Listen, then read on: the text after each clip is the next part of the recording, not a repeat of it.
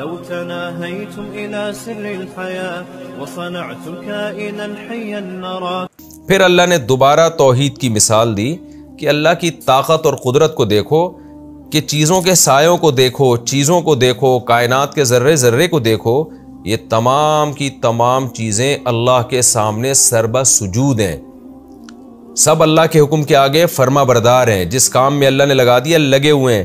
تو انسان کو بھی چاہیے کہ جس کام میں اللہ نے لگا دیا لگ جائے.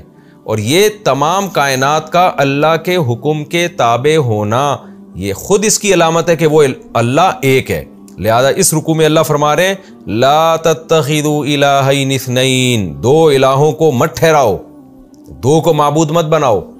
یہ پوری کائنات ایک ہی خدا کے سامنے سجدہ کر رہی ہے، دو نہیں ہو سکتے، ورنہ کچھ ایک کی مان کے چل رہے ہوتے، کچھ دوسرے کی مان کے چل رہے ہوتے، تو اس میں نظام میں ٹکراؤ ہو جاتا.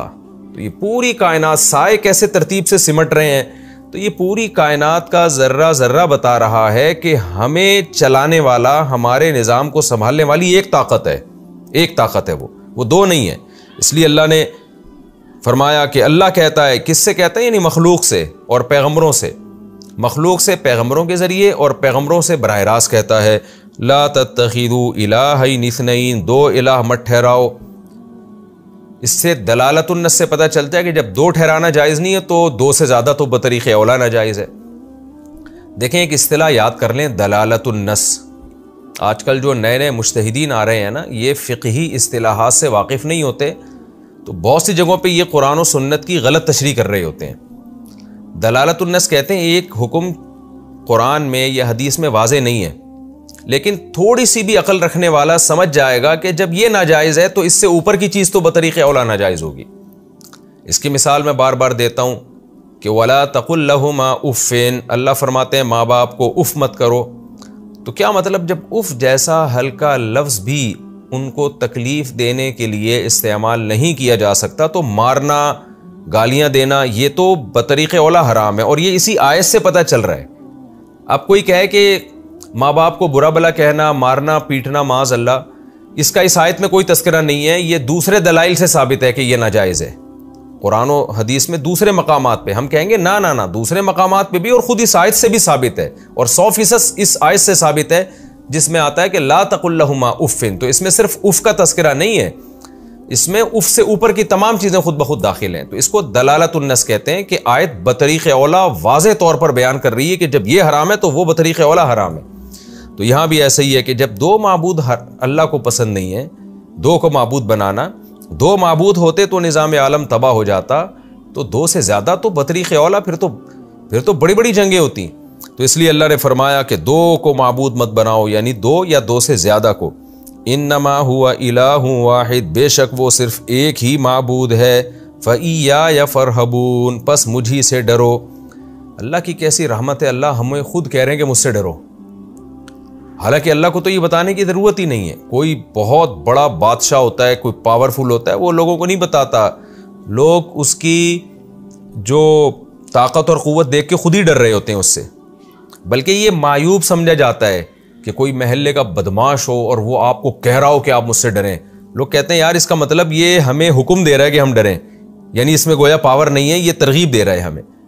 اس میں طاقت ہوتی تو اس کو کہنے کی ضرورت ہی نہ ہوتی، لوگ خود بخود ڈر رہے ہوتے. اب سوال پیدا ہوتا ہے پھر اللہ کیوں کہہ رہا ہے؟ تو اللہ اس لیے کہہ رہا ہے کہ اللہ کی ذات چھپی ہوئی ہے. غور و فکر آپ اس کائنات میں کریں گے تو اللہ کی طاقت کا یقین آئے گا، پھر آپ اللہ سے ڈریں گے. اگر غور و فکر نہیں کریں گے تو غفلت میں آپ کی زندگی ختم ہو جائے گی، پھر آپ اللہ سے نہ ڈریں گے اور نہ اس کے خوف کی وجہ سے گناہ چھوڑیں گے. اس لیے اللہ نے کہا کہ مجھ سے ڈرو. اور میں بار بار یہ بات بتاتا ہوں کہ جب اللہ کہتے ہیں نا مجھ سے ڈرو، تو حقیقت یہ ہے کہ اللہ کوئی ڈرنے کی چیز نہیں ہے، اصل میں تو اللہ محبت کرنے کی چیز ہے. جو ذات ہے نا اللہ تعالیٰ کی، وہ اس قابل ہے کہ اس سے محبت کی جائے. ڈرنے کا علماء مطلب بیان کرتے ہیں جہاں بھی اللہ کہہ رہا ہے مجھ سے ڈرو، تو مطلب یہ ہے کہ میری نافرمانی سے ڈرو، کیونکہ میں اصل تو انعام کرنے والا، اپنے بندوں سے محبت کرنے والا، ان پر عطائیں کرنے والا، گناہوں کو معاف کرنے والا ہوں. لیکن جب کوئی مجھے بار بار میری نافرمانی کرتا ہے، توبہ نہیں کرتا اور مجھے منانے کی کوشش نہیں کرتا، تو پھر میرا انتقام جوش میں آتا ہے. تو اس لیے ڈر کا پہلو بھی رکھو، اور صرف مجھے سے رکھو، میرے علاوہ کسی سے نہیں ڈرو. میرے علاوہ کسی سے نہ ڈرنے کا مطلب بھی یہ ہے کہ جہاں میرا حکم آ رہا ہو پھر اس حکم کے مقابلے میں کوئی اس قابل نہیں ہے کہ ڈرا جائے. اس میں وہ طبعی خوف جو انسان کو جنگلی جانوروں سے، چوروں سے، ڈاکوؤں سے ہوتا ہے، وہ طبعی خوف اس میں داخل نہیں. وہ تو پیغمبروں کو بھی ہوا ہے. موسیٰ علیہ السلام نے جب دیکھا کہ لاٹھی سانپ بن گئی ہے تو آپ دوڑنے لگے خوف کی وجہ سے.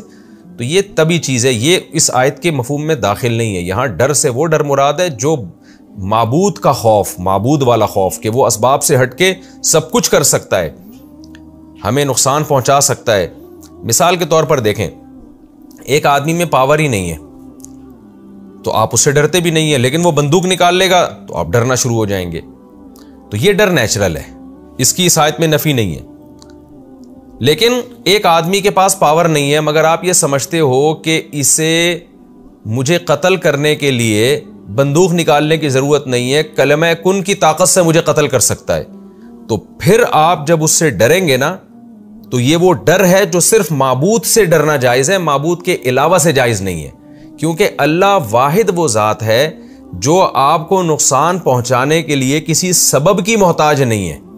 باقی جتنی مخلوق ہے وہ آپ کو نقصان پہنچانے کے لیے آلات کی اور اسباب کی محتاج ہے، لہذا ان کے پاس آپ کو نقصان پہنچانے کے آلات ہوں گے تو آپ ڈریں گے، نہیں ہوں گے تو آپ نہیں ڈریں گے. تبھی کمزور سے کوئی نہیں ڈرتا. لیکن اللہ تعالیٰ جب نقصان پہنچانے کا ارادہ کریں گے تو وہ کسی سبب کا محتاج نہیں ہے. وہ بیٹھے بیٹھے آپ کو موت دے دے، وہ بیٹھے بیٹھے آپ کو مصیبت میں ڈال دے، اور اس کے لیے نہ اس کو ہوائیں چلانے کی ضرورت. جیسے وہ ابراہیم علیہ السلام کو آگ میں بچا سکتا ہے تو ایسے ہی ایک شخص کو بغیر آگ کے جلا بھی سکتا ہے وہ. تو یہ والا جو خوف ہے کہ کسی بھی وقت کچھ بھی کر سکتا ہے، وہ یہ خوف صرف اور صرف اللہ سے رکھنے کا حکم ہے. خوب سمجھ لیں، کیونکہ ان آیتوں کا بھی لوگ غلط استعمال کرتے ہیں. جب ان سے کہا جائے کہ بھائی تم پہرے داری رکھو یا تم لاک کرو، اپنے مال کی حفاظت کرو اور کچھ چوکیدار رکھو، تو لوگ کہتے ہیں ہم صرف اللہ سے ڈرتے ہیں، کسی اور سے نہیں ڈرتے، اور اس طرح کی آیتیں پیش کرتے ہیں کہ نیک لوگ صرف اللہ ہی سے ڈرتے ہیں. تو وہ ڈر کا مفہوم الگ ہے جو یہاں بیان ہو رہا ہے، اور جو عام طور پہ ڈر کا مفہوم لیا جاتا ہے وہ الگ ہے. خوب اچھی طرح اس کو سمجھ لیں. آگے اللہ فرماتے ہیں وَلَهُ مَا فِي السَّمَاوَاتِ وَمَا فِي الْأَرْضِ، اسی کے لیے ہے جو کچھ آسمانوں میں اور جو کچھ زمین میں. وَلَهُ الدِّينُ وَاصِبًا، اور اطاعت لازمی طور پر صرف اسی کا حق ہے اور اسی کے ساتھ چمٹی ہوئی ہے ہمیشہ کے لیے. تو صرف اسی کی اطاعت ہوگی. کسی اور کی اگر اطاعت ہوگی تو اس کی اجازت کی بات ہوگی، اس کی پرمیشن کے بعد ہوگی. اور اللہ کی اطاعت اور غیر کی اطاعت ٹکرا رہی ہوگی تو پھر غیر کی اطاعت نہیں کی جائے گی، اللہ کی جائے گی. افغیر اللہ تتقون، تو اس کے بعد بھی کیا تم اللہ کے علاوہ سے ڈرو گے؟ ہوا و حرص والا دل بدل دے، میرا غفلت میں ڈوبا دل بدل دے.